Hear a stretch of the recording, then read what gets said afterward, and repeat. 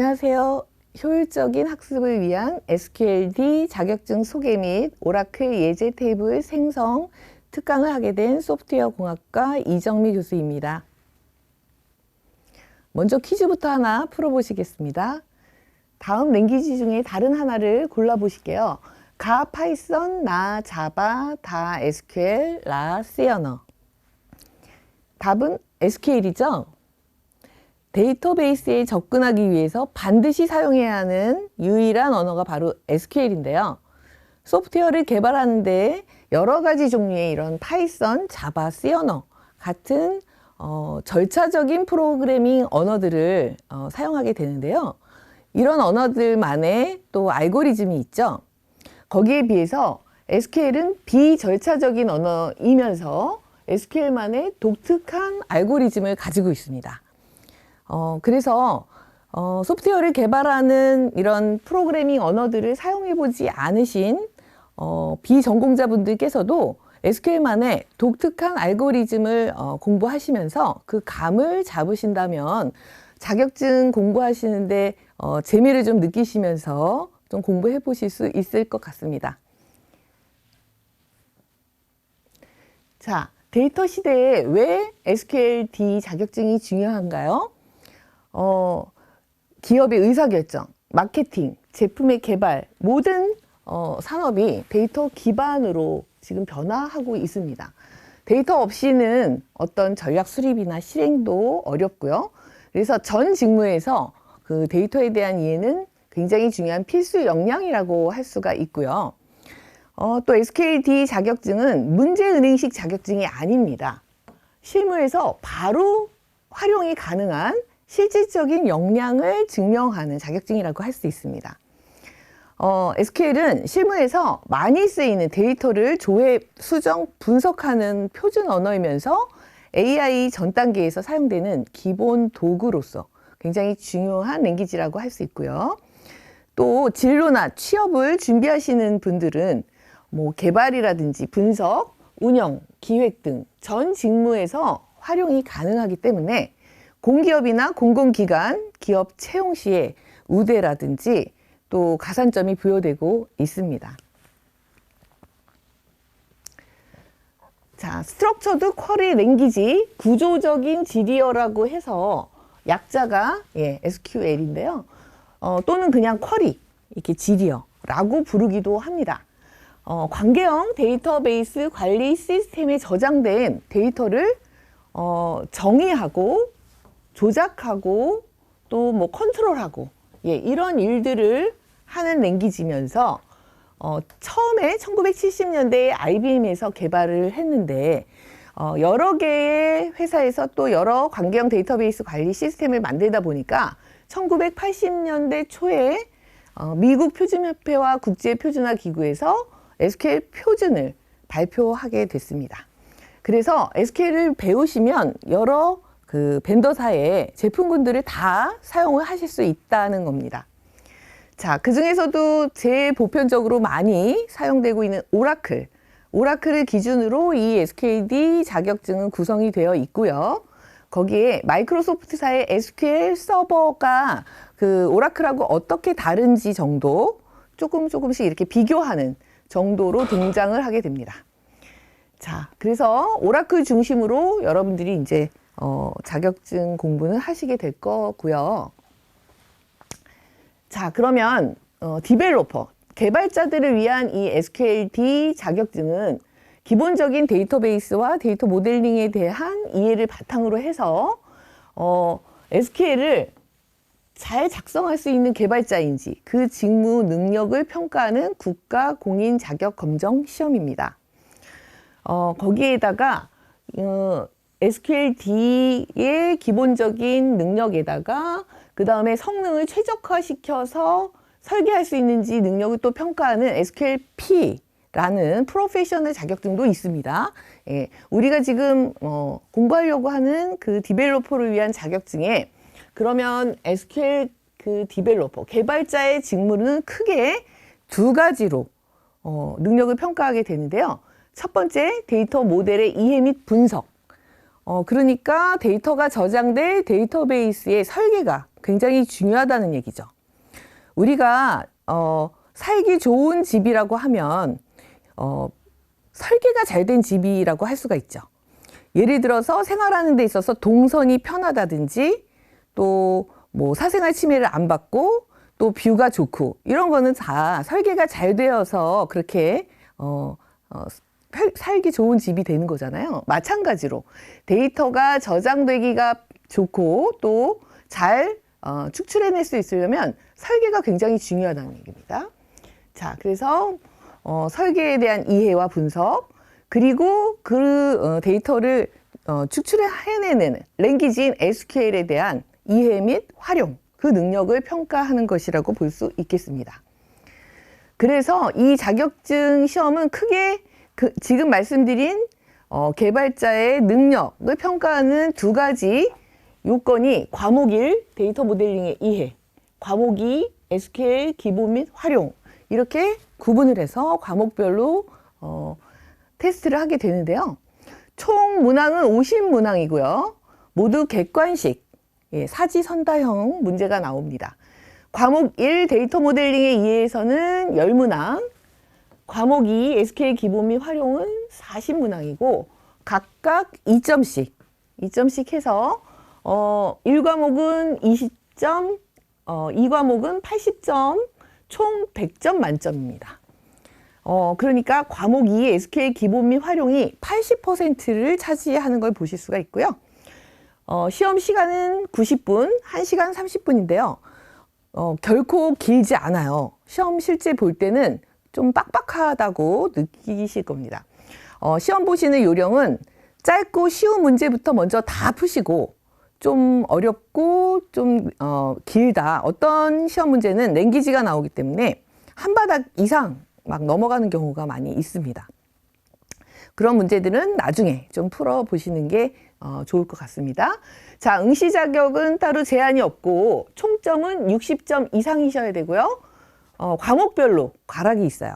그래서 40% 미만 취득하시게 되면 총점이 60점이 넘어도 합격하실 수가 없는 거죠. 만약에 1과목이 10문제인데 4개 이상 맞으셔야 되는 거죠. 4개를 못 맞았다. 그러면 전체 점수가 60점이 넘어도 자격증 취득이 어렵습니다. 자, 자격증 주관사는 한국데이터산업진흥원이고요. 한국데이터산업진흥원에서는 그 SQLD 자격증에 공부하실 과목별로 주요 항목과 세부 항목을 이렇게 가이드를 하고 있습니다. 자, 과목 1 데이터 모델링의 이해에 크게 두 개의 장이 있고요. 데이터 모델링의 이해와 데이터 모델과 SQL, 거기에 세부 항목들이 쭉 이렇게 데이터 모델의 이해, 엔터티, 속성, 관계, 식별자, 정규와 관계와 조인의 이해, 모델이 표현하는 트랜잭션의 이해, 너의 속성의 이해, 본질 식별자와 인조 식별자의 비교, 이런 내용이 필요하다. 자, 그 다음 과목 2 SQL 기본 및 활용에서는 크게 세 장으로 SQL 기본 1장, 2장, SQL 활용 3장 관리 구문으로 구분을 해놓고 잘 보시면 전부 다 이렇게 셀렉트에 관한, 그러니까 조회죠. 셀렉트가 들어있는 데이터에 대해서 다양하게 정보를 축출해내는 것이라고 보시면 되겠습니다. 그런데 이제 2024년도에 이 자격증의 구성이 조금 개편이 됐습니다. 그러면서 새로 추가된 항목이 여기 보시는 피봇과 언피봇절, 또 정규 표현식, 이런 것들은 이제 새롭게 추가가 됐다는 거. 그리고 이제 관리 구문 세 번째 장에서는 DML, TCL, DDL, DCL 해가지고 SQL의 카테고리죠. 명령어의 카테고리를 쭉 설명하게 됩니다. 자, 효율적인 학습 방법은요.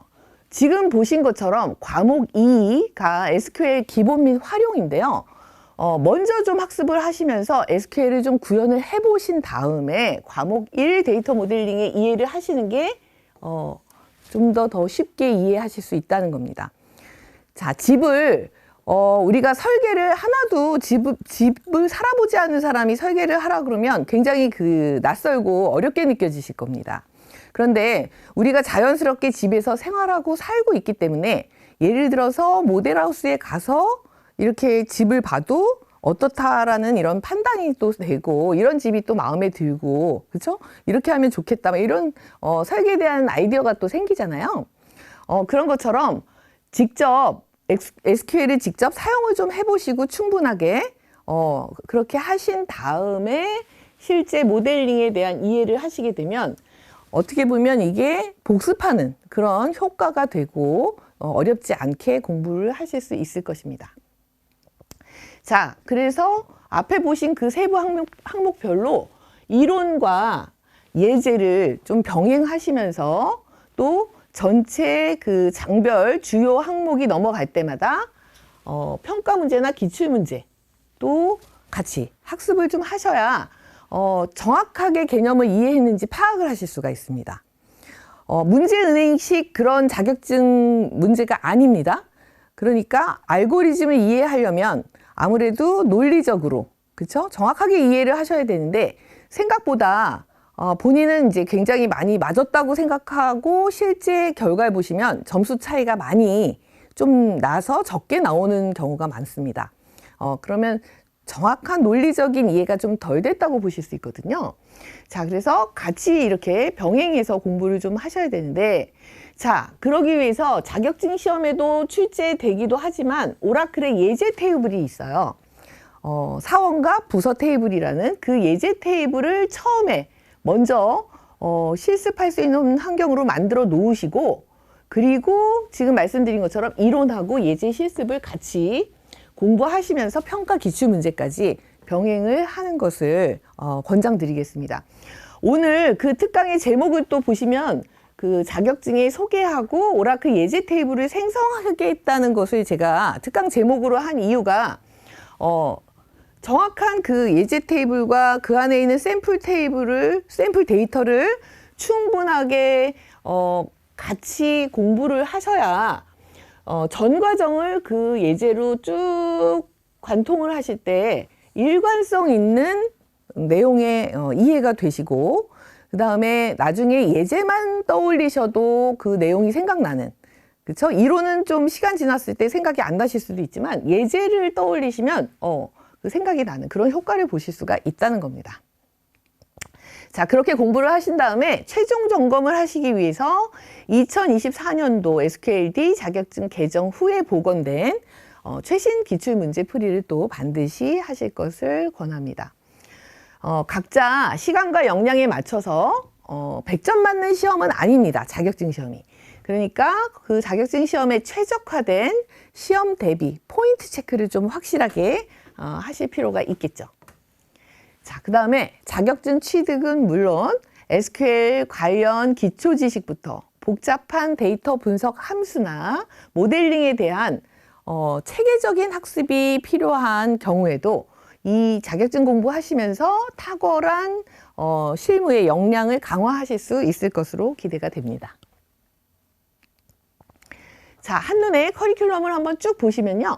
맨 처음에 오라클 예제 테이블 생성 부터 하시고 이 과목, 자, 이 과목을 먼저 이 예제를 가지고 공부를 하시겠다고 말씀을 드렸고요. 여기 보시면 다 셀렉트가 나온다는 겁니다. 그 중에서도 1장 SQL 기본하고 여기까지, 네, 여기 전체하고 여기 집합연산자까지가 기본적인 내용이라고 보시면 됩니다. 기본 내용은 여기 표준 조인까지지만 서브 쿼리하고 집합 연산자까지 해서 전체적인 알고리즘이 어느 정도 완성이 됩니다.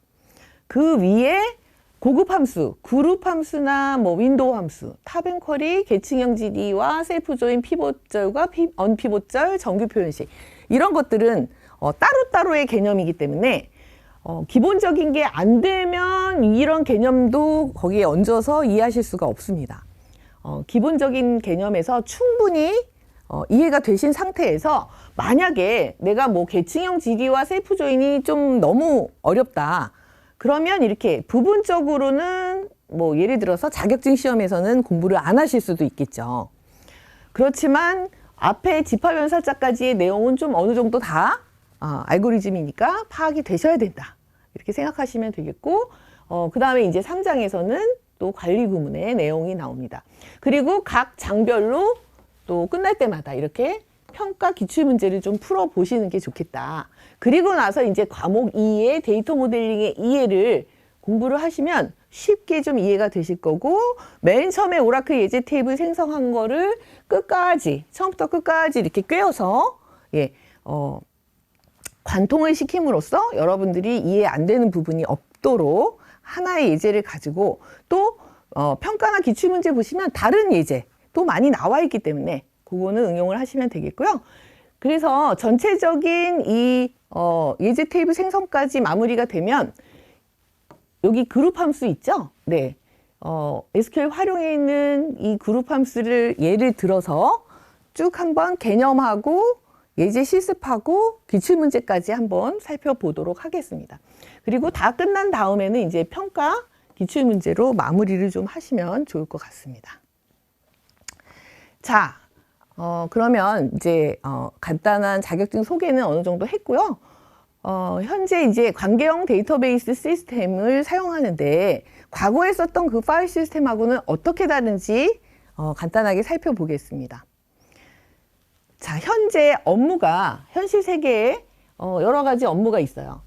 여기 뭐 인사과, 영업과, 그 다음에 뭐 생산 부서, 이런 업무들을 각각 데이터를 관리를 하게 됐는데요. 과거 파일 시스템에서는 각각 단위 업무별로 따로따로 데이터를 관리했다는 거죠. 그래서 인사관리 시스템, 생산관리 시스템, 여기 영업관리 시스템, 이런 식으로 다 따로 관리를 했는데 실질적인 업무가 완전히 따로 이렇게 돌아갈 수는 없습니다. 모든 게 다 유기적으로 같이 맞물려서 돌아가게 돼 있기 때문에 인플로이, 사원 정보 같은 경우는 여기도 있고 여기도 있고 여기도 있고, 그렇죠?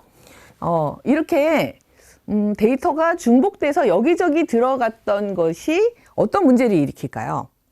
예를 들면 홍길동에 만약에 그 부서가 영업 1부에서 영업 2부로 바뀌었다. 오늘 날짜로 바뀌어서 9시에 뭐 공지를 했습니다. 인사과에서.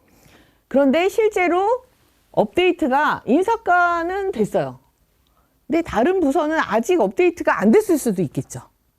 자, 그렇다면 우리가 데이터를 실제로 그 시스템 구축해가지고 정보를 얻어서 의사결정을 하는 거에 사용을 하는 거거든요. 굉장히 그 정보가 믿을 수 있고 신뢰할 수 있는 정보여야 되는데, 그러려면 현실 세계, 업무에서 있는 실제 데이터하고 이 컴퓨터 세계에 있는 그 정보들이 항상 일치해야 됩니다.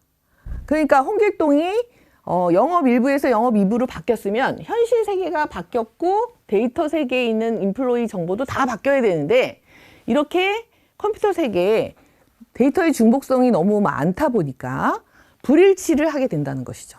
그러면 데이터를 정확하게 제공할 수 없고, 그거는 이 시스템에서 의사결정할 수 있는 정보를 제공할 수 없다는 것이기 때문에 굉장히 치명적인 문제라고 할 수 있습니다. 가장 중요한 문제죠. 전문 용어로 데이터의 무결성, 무결성을 유지해야 한다, 이렇게 얘기하거든요. 데이터의 정확성을.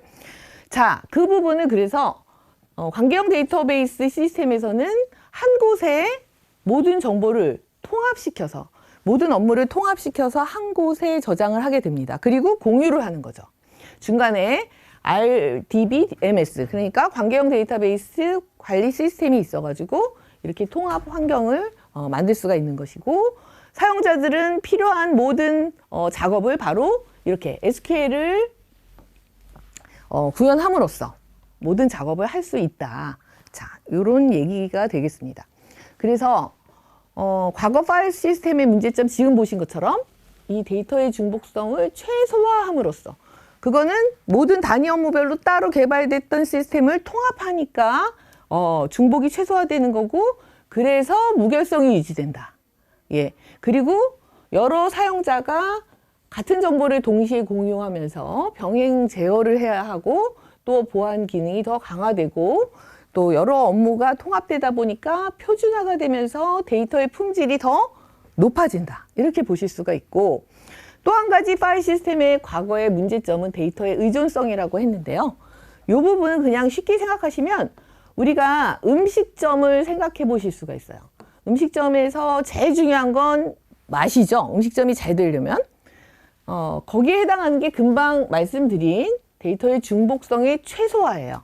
그러니까 결국 데이터가 정확해야 되고 데이터가 무결성을 유지해야 되고 이게 음식점에서 말하자면 맛에 해당하는 가장 중요한 내용인데 또 한 가지 음식점이 잘 되려면 관리가 잘 돼야 돼요. 그렇죠? 만약에 뭐 음식 만드는 주방장이 바뀌거나 뭐 하루 안 나오면 음식 맛이 막 변하고 이러면 안 되겠죠. 그게 바로 데이터의 의존성이라고 보시면 되겠어요.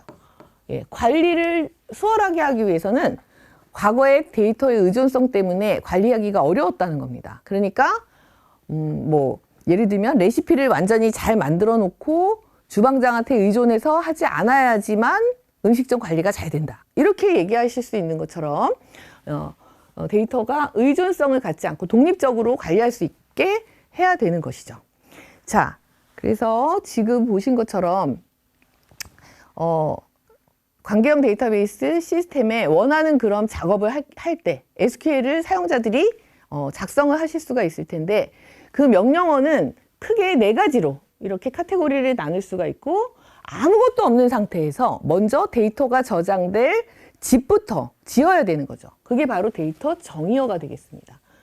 자, create table. 예, 그 집을 이제 테이블이라고 생각하시면 create table, alter table 그러면 설계 변경, drop table 그러면 그 집을 없애는 겁니다.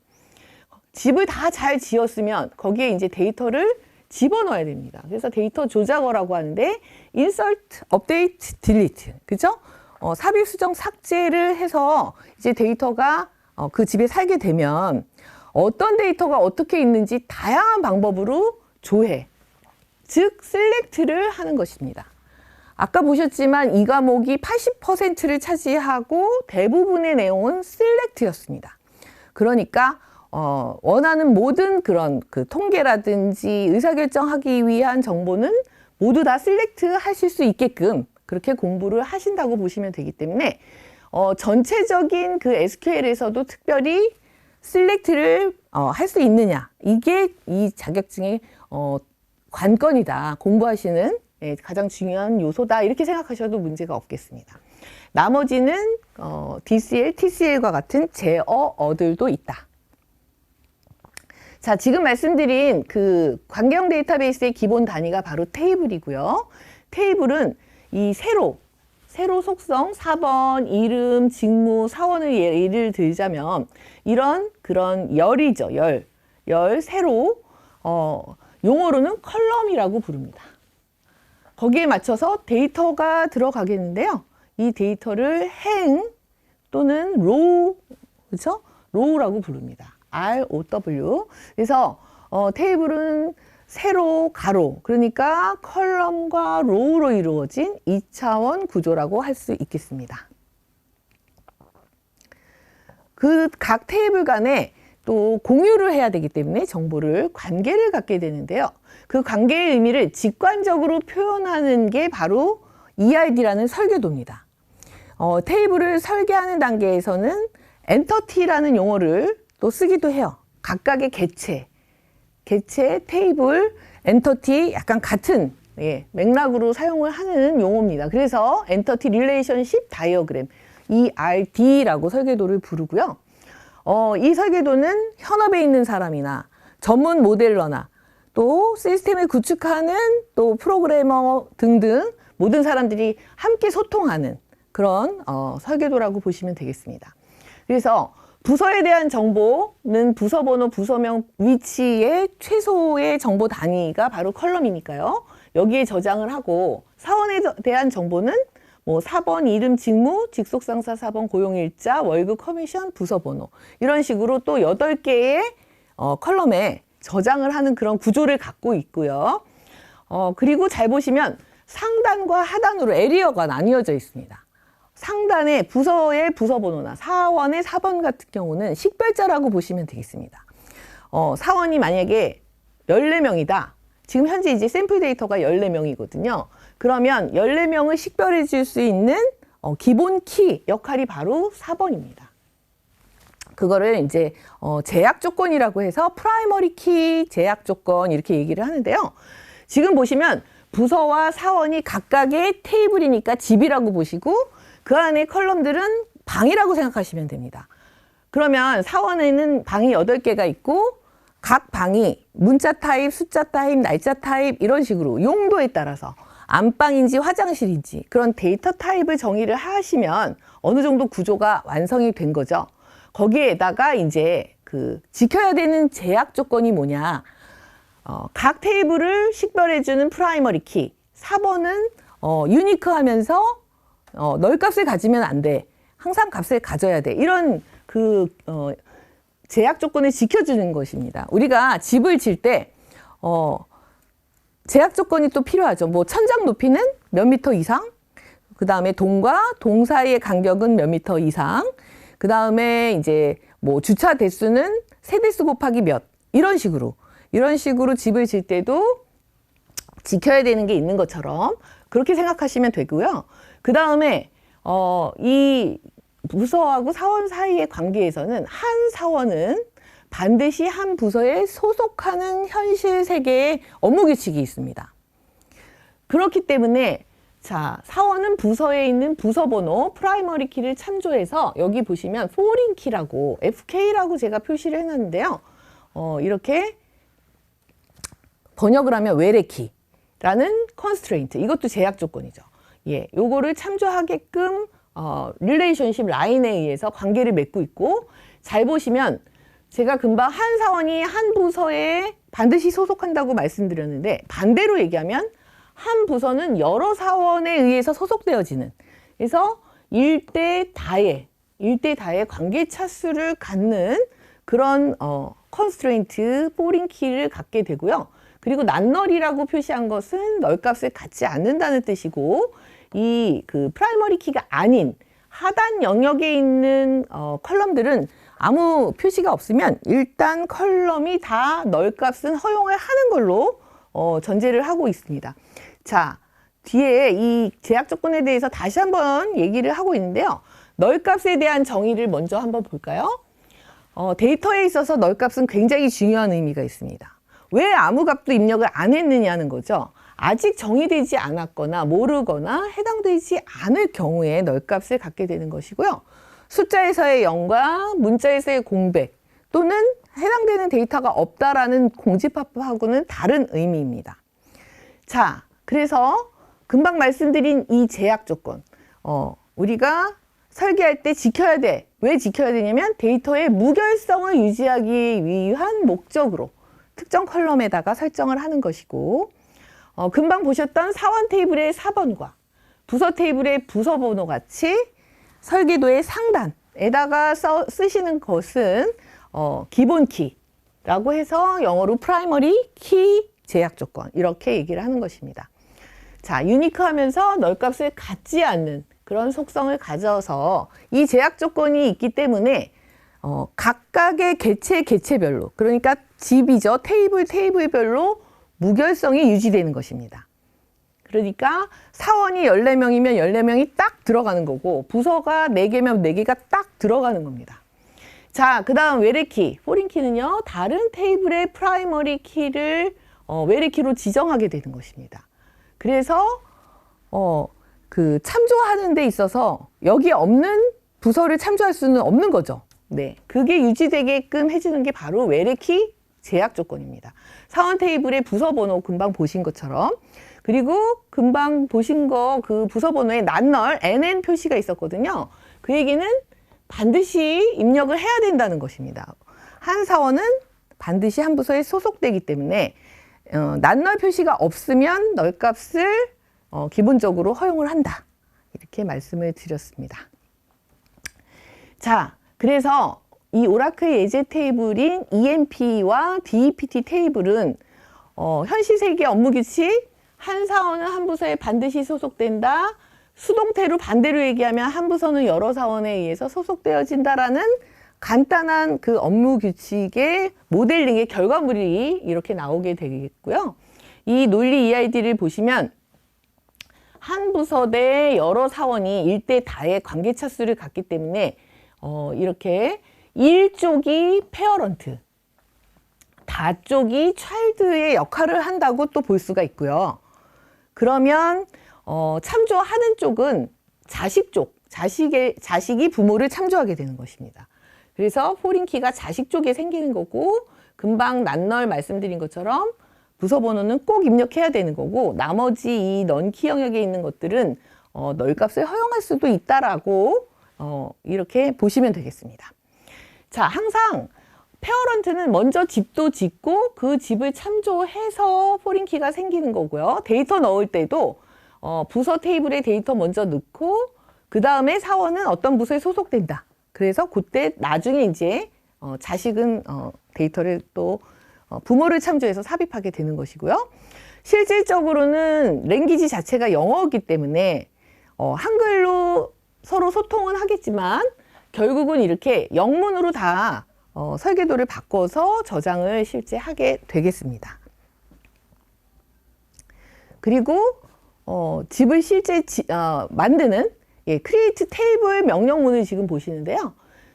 괄호 안에 집이 3개, DPT라는 집의 방이 3개였죠. 거기에 맞는 용도와 제약 조건, 지켜야 되는 프라이머리 키, 그 다음에 EMP에 대해서 8개의 방과 또 난널이랄지 프라이머리 키, 포린 키 같은 제약 조건이 설정되어 있는 걸 보실 수가 있습니다. 이것도 이제 나중에 자세히 보실 수 있는데 지금 그냥 이런 게 있나 보다 하고 보시면 될 것 같아요.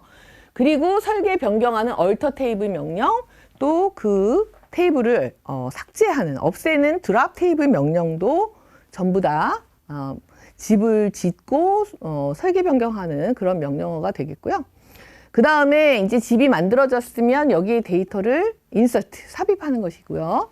먼저 부모 테이블인 DPT에 10번 부서, 20번 부서, 30번 부서, 40번 부서 4개의 테이블에 4개의 데이터를 DPT 테이블에 인서트를 먼저 하신 다음에 사원을 이제 14명을 이렇게 인서트를 했는데요. 부서 번호가 맨 뒤에 포린 키가 있었죠. 예, 보시면 10번 부서가 3명이네요. 30번 부서 보시면 2, 3, 6명이고요. 그럼 20번 부서는 하나, 둘, 셋, 넷, 다섯. 예, 이렇게 40번 부서에는 소속된 사원이 없는 것도 보실 수가 있습니다. 그래서 널값인 경우에는 NULL이라고 또 집어넣어서 이렇게 저장을 하실 수가 있고요. 자, 데이터까지 다 삽입이 되었으면 select 간단하게 asterisk from DPT 세미콜론 해가지고 들어가 있는 데이터를 조회해 보실 수가 있습니다. 저 에스테리스크는 모든 컬럼을 다 보겠다는 뜻이기 때문에 부서에 있는 모든 데이터가 지금 출력이 되는 걸 보실 수가 있고요. 그 다음에 EMP 테이블에서도 select asterisk 해가지고 8개의 컬럼이 다 이렇게 출력이 된 걸 보실 수가 있습니다. 자, 프라이머리 키 표시, 포린 키 표시 다시 한번 확인을 하시고, 그런데 이제 이렇게 만드실 수 있는 거를 우리가 실습 환경에서 좀 간단하게 만들어 볼 수가 있어요. 오라클을 따로 설치하지 않고 온라인에서 코드 편집하고 실행을 하려고요. 오라클 라이브 SQL을 쓰도록 하겠습니다. 검색창에서 오라클 라이브 SQL을 검색하셔서 클릭하셔도 좋고요. 여기 사이트에 들어가시면 이렇게 처음에 이런 화면이 뜨고 스타트 코딩 나우를 클릭하시면 오른쪽과 같은 이 워크시트가 뜹니다. 그렇게 하시려면 오라클 또 계정이 있으셔야 되기 때문에 회원이 혹시 가입이 안 돼 있으시면 반드시 가입을 하고 실행하시면 되겠습니다. 자, 그리고 이제 메뉴에서 여기 보시면 코드 라이브러리를 클릭하시면 EMP and DPT 금방 보신 그 예제 테이블을 스크립트 파일 형태로 쭉 자동으로 생성해주는 그런 메뉴가 뜹니다. 그래서 바로 그냥 이 스크립트를 클릭을 하시면 자, 런 스크립트 실행할 거냐 그래서 클릭을 하시고 그 다음에 perform actions 클릭하시면 금방 보셨던 create table DPT부터 해서 집도 짓고 데이터도 집어넣고 22개의 명령문이 다 석세스, 성공 안정적으로 자동 생성되는 걸 보실 수가 있습니다. 그리고 처음 해보셨던 SQL 워크시트를 메뉴를 클릭하셔서 들어가시면 다시 원래 화면이 이렇게 뜨고요. 여기서 select asterisk from emp 세미콜론 하시고 컨트롤 엔터 키를 누르시면 실행이 됩니다. 그래서 emp 테이블에 14명, 14명의 데이터가 다 들어가 있고요. select 별표 또 from dpt 세미콜론 하셔서 부서 4개 들어가 있는 것까지 전부 다 쉽게 실습하실 수 있는 환경을 세팅을 할 수 있습니다. 여기까지 이제 준비가 되셨으면 본격적으로 우리가 데이터 분석을 위한 함수 중에서 특별히 그룹 함수에 대해서 이론과 이 예제를 가지고 직접 실습을 좀 통해서 충분히 개념 이해가 됐는지 확인하셔서 기출문제까지 한번 보도록 하겠습니다. 자, 지금까지 하셨던 그 설계도 하고 이 샘플 데이터, 요 그림은 항상 보셔야 되는 거예요. 우리가 진짜 건축을 할 때도 그 설계도를 벽돌 하나하나 쌓는 사람도 다 참고를 해야 된다. 이렇게 생각하시면 되겠습니다. 그래서 수시로 이 설계도를 참고하시면서요. 먼저 그룹 함수를 적용하지 않고 일반적인 집계를 하겠습니다. 그래서 부서별, 직무별, 사원의 인원수를 한번 집계를 해보려고 합니다. 자, 후람절에요. EMP 테이블, 금방 보셨던 그 EMP 테이블에서 출력을 부서번호하고 직무, 그러니까 부서별, 직무별로 그룹 바이에 의해서 1차 그룹핑은 부서번호로 먼저 나누고 그 다음에 같은 그룹 안에서는 좌별로 2차 그룹핑이 돼서 결국 그 사원수가 몇 명인지 인원수를 출력하게 되고요. 마지막에 이제 정렬, 오더 바이에 의해서 첫 번째 포지션 부서별로 소트하고 같은 부서번호 안에서는 좌별로 소트하고 이렇게 해서 결과를 보시면 제가 아까 10번 부서 좀 세봤죠? 총 3명이죠? 네, 총 3명. 20번 부서가 총 5명, 30번 부서가 총 6명이었거든요. 그런데 그 부서 안에서 또 좌별로 구분을 해보시면 이렇게 인원수가 나오는 걸 보실 수가 있습니다. 자, 잘 보시면 원래 DPT NO는 10, 20, 30, 40 4개인데 그 중에서 사원이 없는 40번 부서를 빼면 10번, 20번, 30 이렇게 3가지가 있어요. 총 3가지. 그런데 또 잡은 몇 가지가 있냐면요. 클럭, 매니저, 프레지던트, 애널리스트, 세일즈맨 이렇게 해서 총 5개가 있는 걸 보실 수가 있습니다.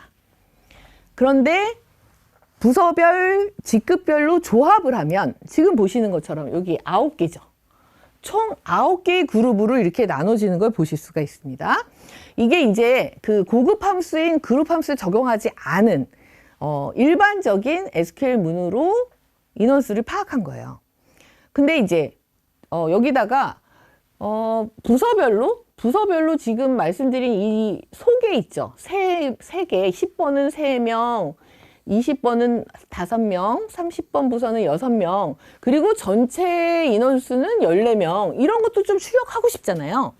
또는 좌별로, 잡이 한 5개 된다 그랬으니까 클럭별로 그러면 총 몇 명인지, 매니저가 그래서 총 몇 명인지 이런 것도 또 보고 싶을 수도 있고. 자, 이런 게 바로 그룹 함수인데 그룹 함수를 적용하면 어떻게 될지 한번 보시겠습니다. 자, 그룹 함수의 종류는 3가지가 있어요. 지금 보시는 롤업, 그 다음 큐브, 그룹핑 세트 이렇게 3가지 그룹 함수가 있는데요. 먼저 롤업을 보시겠습니다.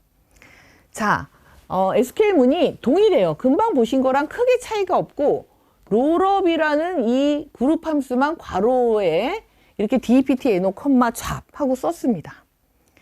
그랬더니 결과가 어떻게 나와요? 제가 아까 10번, 20번 부서, 30번 부서별 인원수도 나오지만 부서별 소개가 궁금하다고 그랬죠. 또 전체 인원수 14명 이런 것도 이렇게 출력되는 걸 보실 수가 있습니다. 자, 이 롤업 그룹 함수는요. 대상 컬럼의 수를 n이라 할 때 지금 대상 컬럼의 수가 2개거든요. 2개니까 N 플러스 1레벨의 소개가 나온답니다. 그게 무슨 말이냐면 지금 두 개를 DPT NO와 잡이 조합했을 때 총 9건인 거 앞에서 확인하셨죠? 여기 지금 제가 표시한 두 가지가 조합됐을 때 9가지. 그리고 앞쪽에 있는 DPT NO만 가지고 소개를 3개를 내고 있어요. 자, 그리고 전체 총계가 하나. 그래서 바로 앞에서는 9개가 출력됐으면 지금 뒤에 1개가 추가돼서 4개가 더 추가돼서 총 13개가 출력되는 걸 보실 수가 있습니다. 자, 그러니까 레벨이 지금 3레벨이 된 거예요. 대상 컬럼 수가 2개니까 2 플러스 1 해서 레벨이 3레벨이 된 거라고 또 보실 수 있고, 롤업 같은 경우는 계층 구조예요. 계층 구조가 뭐냐면 2개 중에 앞에 거만 소개를 낸다는 겁니다. 그래서 인수의 순서하고 되게 관계가 있는 그런 함수라고 보시면 되겠습니다. 만약에 잡이 앞에 오면 잡이 소개로 출력이 되는 겁니다. 잡별로 인원의 소개를 내는 것입니다. 자, 그 다음 큐브 볼까요? 예, 큐브라는 그룹 함수는 결합 가능한 모든 컬럼에 대해서 다차원 소개를 내주는 그런 함수입니다. 이에 n승 레벨의 소개인 거죠. 아까 보신 n이 대상 컬럼의 수라고 똑같이 보시면 되겠습니다. 현재 2개이기 때문에 2의 2승이 되는 겁니다. 2의 n승 레벨의 소개. 그러니까 4개의 레벨이 이렇게 4개의 레벨이 나옵니다. DPT NO하고 잡이 조합됐을 때 원래 9개, 거기다가 모든 차원, 다차원으로 다 소개를 내니까 앞에 있는 DPT 그룹도 소개를 내고 뒤에 있는 잡 그룹도 소개를 내고 전체 총계도 내고. 자, 그래서 바로 앞에 보신 롤업보다 요만큼 5개가 더 추가돼서 잡별로 이렇게 소개가 나온 걸 보실 수가 있습니다. 자, 그 다음 이제 한 개가 더 남았어요. 그룹핑 세츠라는 그룹 함수입니다. 요거는 컬럼의 개별 소개 그리고 평등한 관계이므로 인수의 순서와 상관이 없다. 자, 그래서 그룹핑 세츠를 부서별로, 좌별로, 직무별로 하시게 되면 애초에 부서가 10번, 20번, 30번만 인원이 있었죠. 사원이 소속돼 있었죠. 40번은 원래 없어서 3가지가 있었고 잡은 5가지가 있었거든요. 그 각각의 소개만 이렇게 출력하는 겁니다. 2가지 조합한 내용은 안 나오고요. 그래서 총 8건이 출력되는 걸 보실 수 있습니다. 자, 예제 문제도 또 한번 보시면 다음 SQL과 같이 부서별, 직무별, 사원수를 출력하고자 할 때 그룹 함수를 이용하여 작성하시오. 자, 지금 이 결과, 출력된 결과가 SQL 문 중에서 요 SQL 문으로도 출력할 수 있다는 잘 보시면 셀렉트 문이 2개 같이 보이지만 중간에 합집합, 유니온 오를 넣어서 결합을 한 것입니다. 그리고 마지막에 세미콜론 하나만 이렇게 찍어가지고 문장이 하나인 거예요. SQL 문장이. 자, 그러니까 위에 셀렉트 문을 보시면 DPT NO 부서별로 그룹 바이를 하고, 자, 출력은 이렇게 출력 오른쪽처럼 하려니까 그 자리를 하나 차지해 줘야 되는 거죠. 널이라고 쓰고, 네, 컬럼 헤딩을 잡이라고 써준 것입니다. 그 두 번째 셀렉트 문은 좌별로 그룹 바이를 하고, 예, 위치를 이렇게 위에 하고 아래 하고 맞춰준 거죠. 자릿수를. 세트 NO, 좌. 그렇죠? 이거 하고 그러니까 위에는 이 고급 함수를 안 쓴 일반적인 SQL과 또 같다라는 것도 다시 한번 잘 알아두시고. 자, 이런 을 보여주고 있고 지금 3개의 셀렉트 문이 이렇게 합집합이 된 걸 보실 수가 있습니다. 자, 부서별로 좌별로 했죠. 2가지 조합한 거, 예, 2가지 조합한 거에다가 그 다음에는 좌별로만 한 걸 보실 수가 있습니다. 자, DPT NO별로 그룹 바이 한 게 아니라 좌별로 그룹 바이를 했어요. 다음 거는 보시면 그룹 바이를 안 하고 EMP 테이블에 그냥 전체 인원수를 카운트한 걸 보실 수가 있어요. 자, 그래서 결과 보시면 이게 조합한 거, 여기에 조합한 게 여기 있고요. 그 다음에 좌별로가 5가지가 종류가 나오는 거니까 요게 요거고, 마지막에 총계가 이제 요 셀렉트 문이 되겠죠. 그럼 이 결과를 어떤 그룹하고, 자, DPT NO별로 소개를 낸 게 아니라 좌별로 소개를 냈기 때문에 잘 보시면 롤업이긴 한데 좌비 앞에 있을 때, 저 계층 구조기 때문에 인수의 순서가 굉장히 중요하다고 그랬거든요. 그래서 출력으로 부서번호 좌 이렇게 출력은 했지만 롤업을 쓸 때는 순서를 바꿨습니다. 그래서 이렇게 롤업을 쓰거나 아니면 세치를 이용해서 괄호를 이용해서 좌하고 DPT NO를 조합한 거. 예, 여기 조합하고 그 다음에 좌 따로 전체 따로는 그룹핑 세치 자체는 따로따로 다 써주는 대로 소개를 했기 때문에 이렇게도 표현할 수가 있다. 자, 그 다음 거 보실까요? 요거는 이제 4개나 합집합을 한 걸 보실 수 있고, 를 딱 보시면 순서별로의 소개와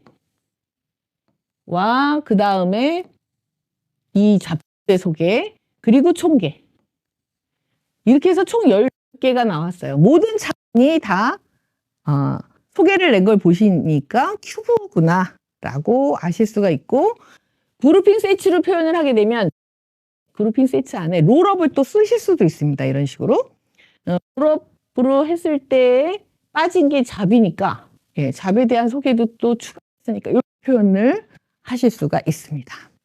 자, 우리가 충분히 그러면 개념하고 예제 실습을 통해서 어느 정도 이해가 되셨으면 평가 기출문제 한번 풀어보도록 하겠습니다. SQL 문제에서 네모안에 들어가 않는 거 구해보시겠습니다. 자, 지금 보시는 게, 자, 구매 고객하고 구매 월별로 총 구매액을 지금 이렇게 계산을 하고 있습니다. 근데 구매 고객이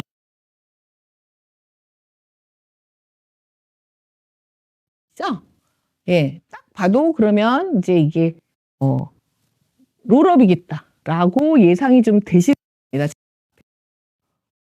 문제를 풀어 학생들은 다 이해가 되실 걸로. 자, 그 다음 문제 한번 볼까요? 요 판매라는 테이블이에요. 그쵸? 요건 결과가 아니고 테이블이고, 거기 상품 넘버, 판매월, 그 다음에 판매 금액의 합계입니다. 자, 그래서 조건을 보시면 판매월이 2024년 1월부터 5월까지니까 지금 걸릴 게 없죠. 예, 그대로 다 그냥 해당이 되네요. 그런데 이제 그룹 파일을 보시면 그룹핑 세츠라는 그룹 함수를 썼어요. 보시면 이거를 실제 시험 보실 때 자세히 안 보시면 그냥 확인을 잘 못하실 수도 있어요. 잘 보시면 괄호가 더 것은 이렇게 묶어서 2가지 조합한 것만 소개를 내겠다.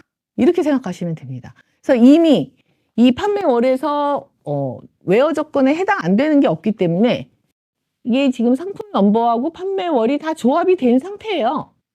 총 몇 개인가면 하나, 둘, 셋, 넷, 다섯, 여섯, 일곱, 여덟, 9개죠? 그러니까 얘를 묶어버렸으니까 그냥 9개 그대로 출력되면 되는 거예요. 만약에 괄호가 안에 있는 괄호가 없었으면 따로따로니까 상품 넘버는 지금 종류가 A01, A02, B01 해서 3가지고 판매월은 5가지니까 3 더하기 5 하면은 따로따로 3가지 소개, 5가지 소개하고 8가지가 나왔었겠죠. 근데 지금 괄호가 이중으로 돼 있는 바람에 이 조합한 내용 그대로 9건이 출력되는 걸 보실 수가 있습니다. 자, 3번째입니다. 아래 SQL 문과 같은 결과를 출력하는 것은 무엇일까요? 지금 뭔가 조금 복잡해 보이실 텐데 잘 보시면 풀함절이 조인이라는 걸 써서 두 개의 테이블에 조인 조건도 쓰고 뭐 이렇게 했어요. 이거는 사실은 뭘 가지고 롤업을 했는지 잘 보시면 되겠습니다. 그래서 A.column 3와 A.col 2 예, 그거 가지고 롤업 어떤 거 개를 낸 것입니다. 그리고 소트도 그대로 첫 번째, 두 번째 컬럼을 가지고 소트를 한 거거든요. 그러니까 한마디로 롤업을 한 건데 그렇다면 어떤 게 같은 걸까요? 같은 결과를 낼까요? 큐브에서 괄호를 두 번 했어요. 두 번 하게 되면 요거를 한 묶음으로 보고 조합한 거하고 전체 이렇게만 치게 되니까 또 같지가 않습니다. 자, 그 다음 2번도 그룹핑 세트 때요. 롤업은 이게 두 개가 나왔죠. 여태까지 이제 부서 번호 그 다음에 좌표가 공부했던 거 그대로 생각하시면 됩니다. 2 플러스 1이죠. n 플러스 1 해서 3개의 레벨이 나오게 돼 있는 거고 거기에 비해서 이 그룹핑 세트는 각각 개별 소개가 나오는 거기 때문에 또 맞지가 않습니다. 얘네는 조합한 거하고 앞에 거하고 그 다음에 전체 총계가 맞지가 않죠. 자, 그렇다면 또 3번, 4번에 보시면 아까 예제에서 공부하셨던 것처럼 그룹 함수를 안 쓰고 이 합수를 쓸 경우를 보여주는 거죠. 그러면 딱 보셔도 4번이 일단 3레벨 나오는 걸 보실 수가 있습니다. 4번은 2레벨이 나오니까 맞지가 않겠죠. 지금 그룹 바이 절에 롤업을 썼기 때문에 원래 문제가 그러니까 두 가지에 대해서 그룹 바이 한 거랑 그 다음에 앞에 거만 그룹 바이 한 거랑 그룹 바이 안 하고 전체 총계 낸 거를 보시면 4번이 맞다는 거 있습니다. 그 다음 아래와 같은 SQL에 믿지 것은 지금 결과를 얘기하고 있는데요. 그룹 바이 다음에 뭘 집어넣어야지 이 결과를 내느냐 이런 얘기입니다. 근데 잘 보시면 이번에는 3개 그 대상 컬럼이 2개가 아니라 3개인 걸 아실 수가 있어요. 실제 그 샘플 EMP 테이블에 MGR이 직속상사 4번이라고 그래서 3가지 공부를 하시려면 이렇게 DEPT 잡과 MGR 가지고 공부하시면 확실하게 이해를 하실 수가 있습니다. 이렇게 생각할 수도 있지만 굉장히 어려운 내용인데 지금 예제를 활용해 가니까 좀 잘 이해가 되시는 거고 특히 이제 3개를 돌려보시면 썼구나 하는 것도 발견하실 수가 있습니다. 그래서 꼭 문제를 풀어 보시는데요. 지금 보시는 그 결과는 이게 지금 전체 데이터이기 때문에 뭐 우리가 알고 있는 것처럼 10번 부서가 꼭 3개가 있어야 되고 20번 부서가 꼭 생각하시면 절대 안 되죠. 시험 보실 때는 주어진 에 맞춰서 생각하시면 되겠고 자, 결과를 한번 봅시다. 부서 번호하고 잡하고 매니저 그죠? 직속상사 4번하고 해서 전체 인원수가 나온 다음에 앞에 두 개에 대한 소개가 나오고 있고요. 여기도 지금 20번의 클럭에 대한 소개 나오고 있고요. 그리고 근데 여기 20번 또 매니저 그쵸? 소개가 나오고 그 다음에는 또 20번 부서만 가지고 3개 중에서 하나만 가지고 전체 소개가 이렇게 나오고 있고요. 자, 30번 클락의 또 소개하고 30번 매니저의 소개 30번 세일즈맨의 소개 그리고 30번 전체에 대한 소개와 완전히 전체 소개 이렇게 나오고 있는 걸 보시면 3개 가지고 자, 1, 2, 3, 3개 중에 롤업을 쓰시면 계층적인 구조이기 때문에 3개 전체 조합과 앞에 2개 조합과 또 맨 앞 하나에 대한 소개 이렇게 나오는 게 롤업입니다. 3번입니다. 3번. 네, 그거 정확하게 알아두시고요. 그러면 그 다음 문제 보시면 비슷한 문제인데요. 결과가 다르게 나왔죠. 자, DPT NO하고 잡하고 매니저로 이렇게 조합을 해서 결과를 내다가 10번 프레지던트하고 널 하니까 소개인가 하고 보실 수가 있는데요. 10번에 대한 소개. 그죠? 부서 번호만 가지고 지금 소개를 내고 있고요. 또 뒤에도 보시면 20번에 대한 소개를 내고 있고요. 30번에 대한 소개를 내고 있으니까 이 프레지던트의 널은 원래 프레지던트가 제일 높은 사람이라서 직속 상사가 없는 거예요. 없어서 널인 겁니다. 이게 소개라서 널이 아니라 이런 것도 좀 이렇게 구별을 좀 하실 수 있어야 되고 마지막에는 전체 총계. 이건 뭘까요? 세 가지를 하되 매 DPT NO만 소개를 낸 것입니다. 금방 보셨던 그 롤업 중에서도 뒤에 거를 이렇게 묶어 놓은 거예요. 묶어 놓으면 두 개가 돼 버리는 거고 앞에 거에 대해서만 이렇게 소개를 내고 마지막에 총계가 있다고 보시면 되겠습니다. 예, 바로 앞에 4번하고 지금 보시는 5번이 조금 비슷하면서 살짝 다른 그런 문제가 되겠습니다. 자, 이렇게 해서 기출문제 풀이까지 마치겠습니다. 감사합니다.